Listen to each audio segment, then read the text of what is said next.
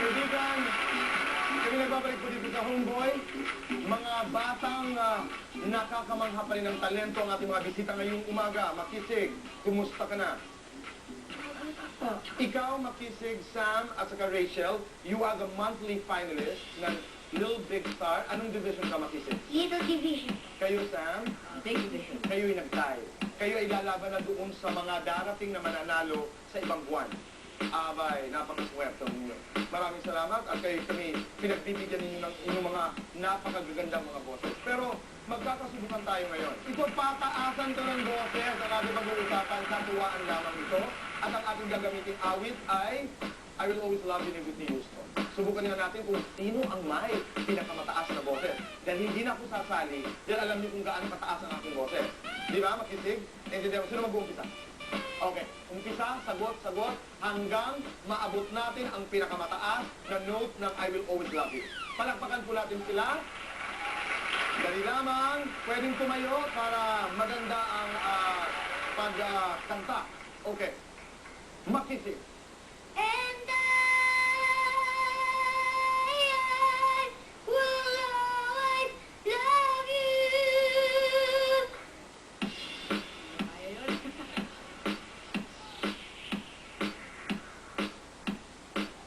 And I will always love you. And I will always love you.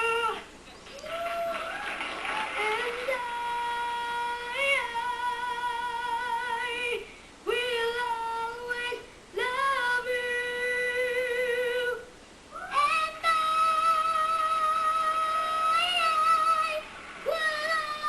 always love you.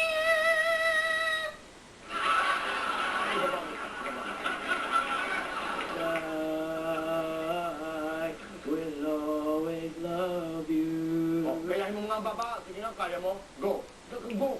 And I will always love you. Rachel. And I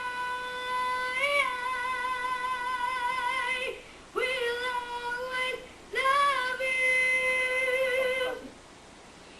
And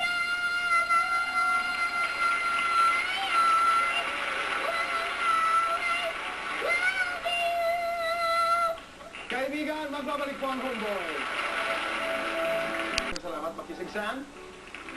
Of course, to my craft, to lead the youth, to be God-fearing, and out of trouble, you know.